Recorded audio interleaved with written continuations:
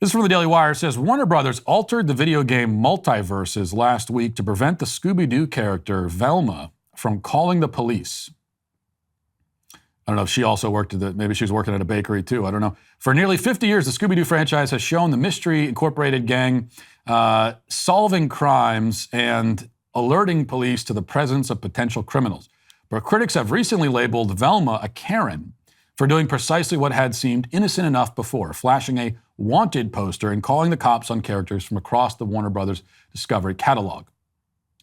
Warner Brothers Games announced last week, instead of calling the police, Velma now solves the mystery and calls the Mystery Inc. gang and the Mystery Machine to take the bad guys away. One petition that drew a bare 34 signatures lambasted Warner Brothers, stating, although historically the Scooby Doo gang has, but not always, worked with the police to catch the suspect within the cartoons, this cop car is not necessary in the game, nor does it add meaning to her moveset. Whatever that means. Moveset? Is that a video game term? I don't know. For decades, and especially in recent times, Black and Indigenous people of color around the world have suffered under police brutality, and this cop car is ignoring the problem of police brutality in this day and age. It was a petition with 34 signatures for this video game saying that Black and Indigenous people are victims of police brutality in the real world and in video games, or at least they're traumatized when they see references to the police in video games. And so for that reason, she shouldn't call the police. I'm surprised they didn't adjust the game so that instead she calls a social worker, calls a therapist or something to come. And then in the video game, that's what the video game would become. Like Velma finds the bad guy and then calls a social worker, calls a therapist, and then the video game, you actually get to see the counseling session between the criminal and the therapist. You can play it out on the game until the therapist is just shot in the head by the bad guy, and that's the end of the game. 34 signatures on a petition, and they decided to make the change. This just shows you again the cultural power, the systemic power that you have on the left. A few complaints and a change is made. Meanwhile, we're talking about Warner Brothers. It's a multi-billion-dollar corporation. And you would think that they've got all the money in the world and all of the power and resources they need to withstand pressure from a petition of 34 people who are claiming to be upset because they saw something in a video game. And they could withstand it, but they choose not to. Because if you're on the left, your one vote, culturally speaking, counts for like 1 million. You count for 1 million people. Get 34 people together, it's 34 million people crying out.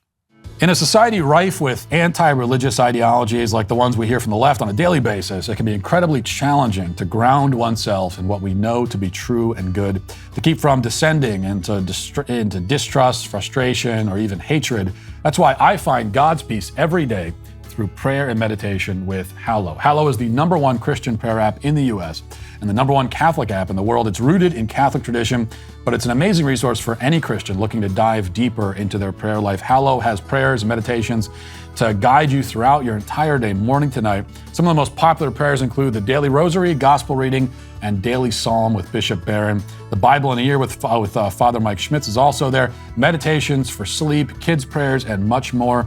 Hallow helps me find peace and calm throughout the day, helps me sleep better, lower my anxiety levels, and teach my kids not to be terrible humans, which is also important. So let Hallow help you find your peace and strength throughout the day. Go to hallow.com/Matt Walsh and get an extended 3-month free trial during which you'll have access to all 5,000 plus meditations and prayers. That's hallow.com/Matt Walsh for 3 months free. Reclaim your peace in this crazy world. Download Hallow today. And that's to say nothing of the fact that why are there adults playing a Scooby Doo video game in the first place? I read through some of these tweets, and there aren't many that were complaining about this but again, it doesn't need to be. It's like just one person can complain, and it'll bring a corporation, $1 billion corporation, to its knees. But the few people complaining seem to be adults, as far as I can tell, who not only are claiming to be traumatized by a cop car in a video game, but are playing a Scooby Doo video game to begin with. That's the real problem here. And by the way, one thing I'll say about adults playing video games, this is kind of a side note, okay, a sidebar here, because I know that I've been hard on grown-up gamers in the past, And I always upset the gaming community. Well, it's not really a community. Just because you all like playing video games doesn't make it a community. But still, I always upset them when I talk about this. And so I do want to acknowledge one thing, because I think this is important to acknowledge, that if you can do it in moderation, right, play video games, it is fine. It's just recreation, it's relaxation, whatever. Now, I think playing a Scooby Doo video game, even in moderation, is ridiculous and embarrassing, but it's not going to hurt you if in moderation. Like every once in a while, you like to sit down and play a video game, whatever. And it isn't all that different, because when I talk about this, the rejoinder, the rebuttal from the gamers is, well, you watch football. What's the difference? And I think it is a little bit different, but I get the point. Yeah, it's a similar sort of thing. Now, I watch basically one football game a week all the way through, and that's only from September to January. And I'll watch other games on occasion. I'll check some scores here and there, that kind of thing. But religiously, I will watch one game a week for about 17 weeks of the year. A few more weeks if the Ravens don't suck this year, but it looks like they probably do.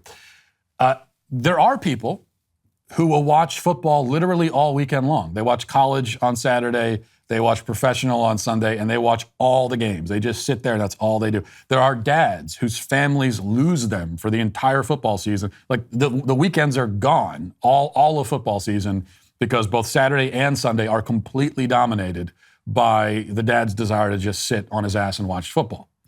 Like 24 hours of football every weekend. And there are people whose fandom consumes them. They take it very, very seriously, way too seriously. They get into, I just saw another, I think it was I'm assuming it was at a Jets game, but maybe it wasn't.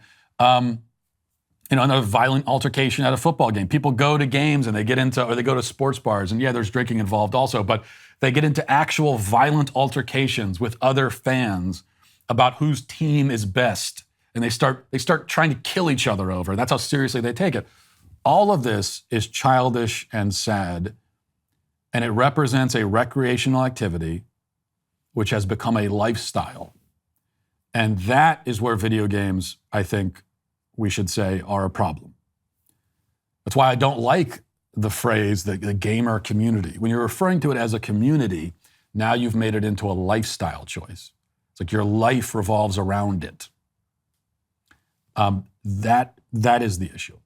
And when we're adults, our lives should not revolve around recreation. It should not revolve around our favorite recreational activity. Our lives should not revolve around entertainment. Even our kids' lives shouldn't revolve around entertainment. We should raise our kids to have richer, more interesting, more vibrant lives than that. That's the point.